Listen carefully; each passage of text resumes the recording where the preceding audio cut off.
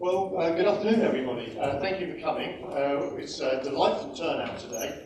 For those who don't know, I'm Mike Weatherley. I'm the Conservative MP for Hove and Portslade, and we've been looking at the King Alfred since we got elected in 2010. From the turnout today, I get the impression that it's a topic dear to many people's hearts, and if my postbag is anything to go by, it certainly is. It's a facility I certainly used when I was a teenager in the city. I started to use it when my kids were born, and then we found ourselves going away a little bit to Worthing and other places where we felt they had better facilities. And I was reminded today that, you remember those 3 blooms that we had on the slide there? They actually closed 12 years ago, which is quite a long time ago. So I actually want to hear from everybody today. It's not my role to actually decide what should be going on. My job is here to try and facilitate a lot of discussion between people. We try to bring forward some people today who can talk about what's happened in their areas, and then we've got some developers with some ideas, and we'll hopefully get some feedback from the floor. After the end of today, we'll be putting everything together that we've collated together to give to the council and to try and keep them along.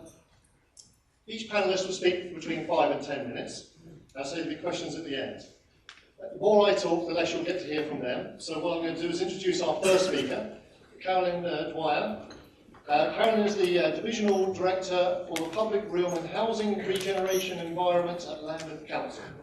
She used to work for Brighton Hove City Council though, but today she'll be speaking about the massive new Streatham Hub Leisure Development, which includes a pool and ice rink. Carolyn.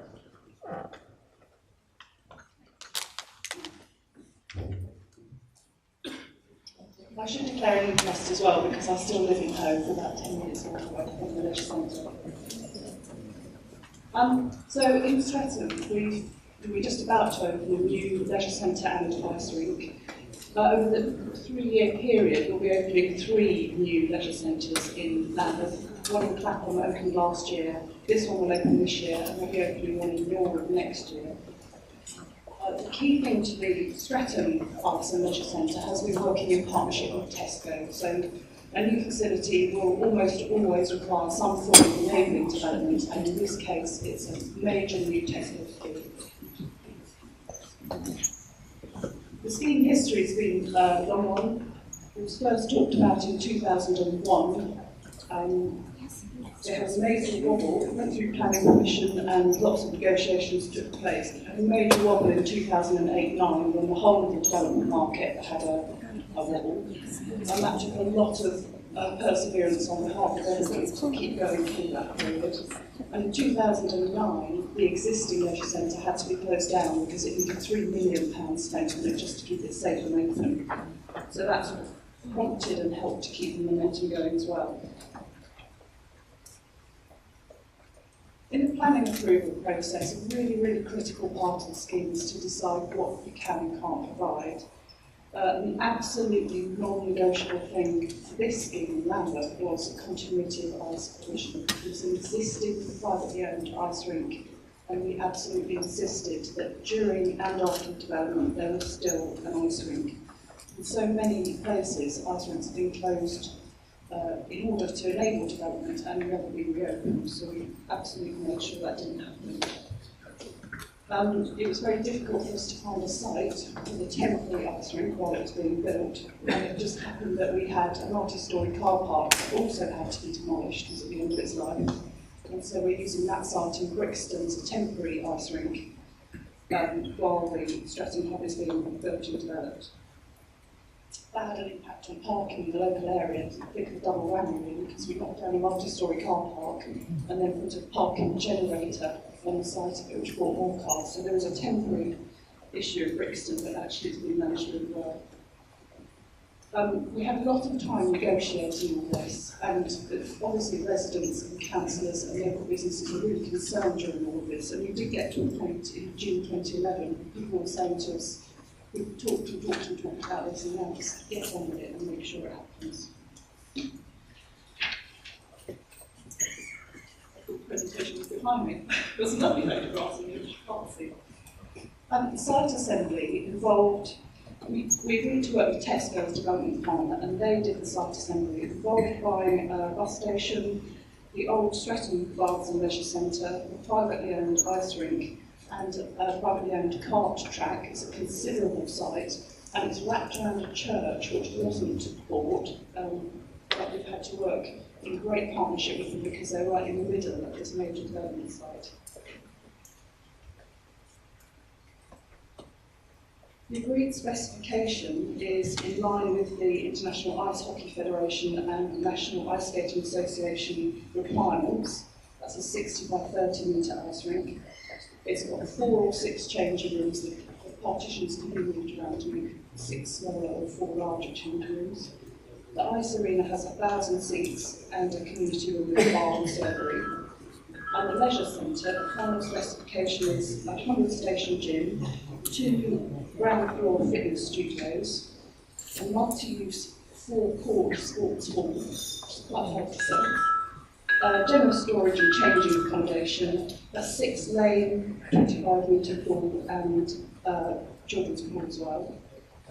All the poolside changing and showering facilities, 135 seats for the pool, a large reception area and cafe, and everything is DDA compliant, all built to the highest standards of accessibility. There's some photographs now. These are some photographs of what the finished scheme will look like. As far as we're aware, it's the first in the world where a full-size ice rink will be built above the swimming pool.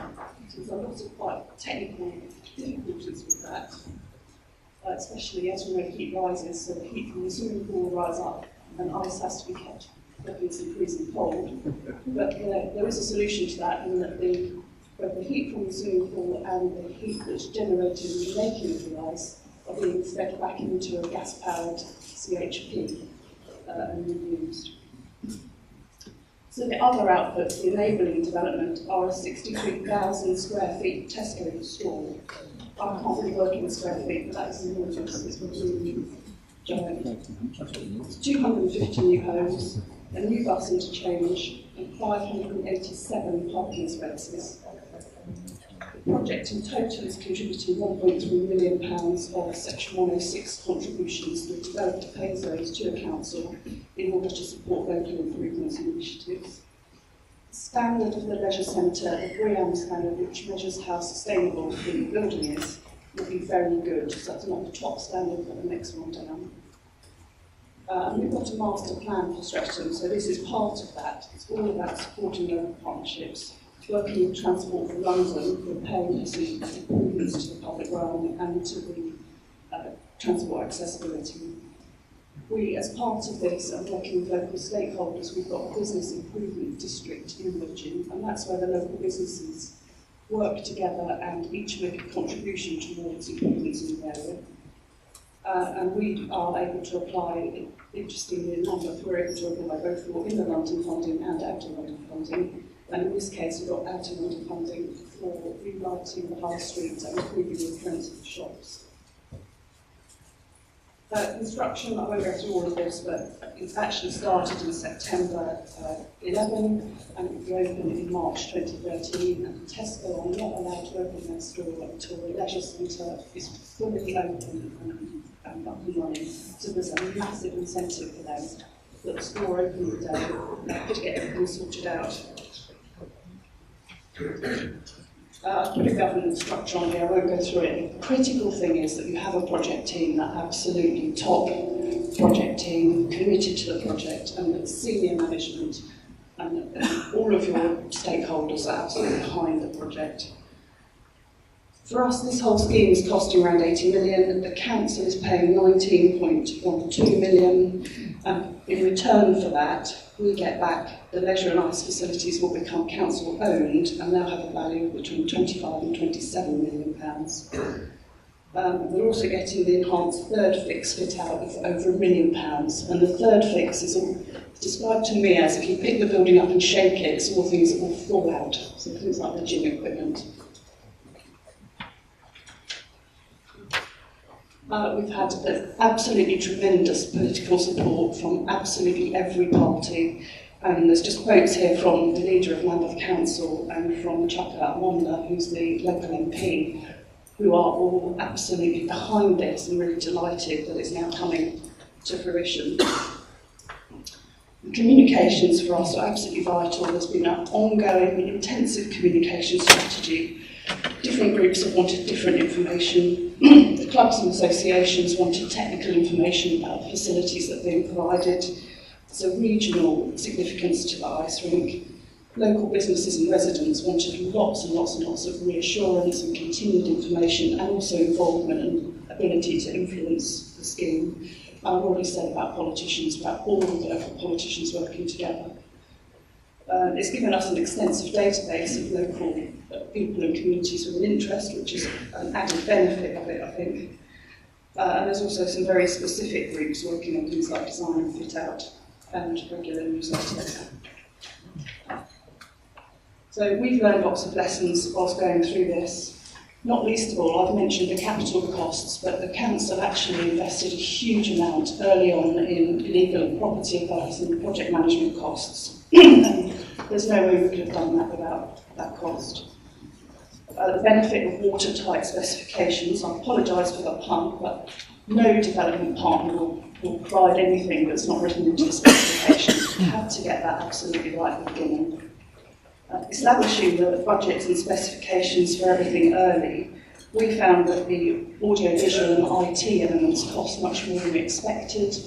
We didn't think about it early on enough in the process, and actually they add a huge amount of value to the experience of people who use the leisure centre. I've mentioned close contact with stakeholders, can't overemphasise that.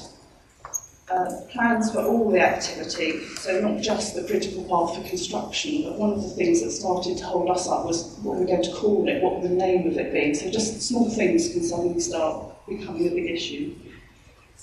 Very high profile and tight deadlines, opportunities to meet wider strategic objectives, so doing something this big within a community gives you opportunities to build on other things as well.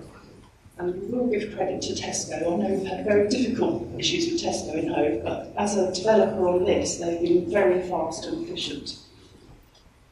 So thank you for listening. My final slide, I'll just talk you through very, very quickly. On the left-hand side, you've got what will be the leisure centre, the swimming pool with the ice rink above. You can see then the church, which is in the middle of this whole development site. The housing is all wrapped around, and on the right-hand side at the bottom, you can see a two-storey massive Tesco store, and that's what it will look like. Thank you.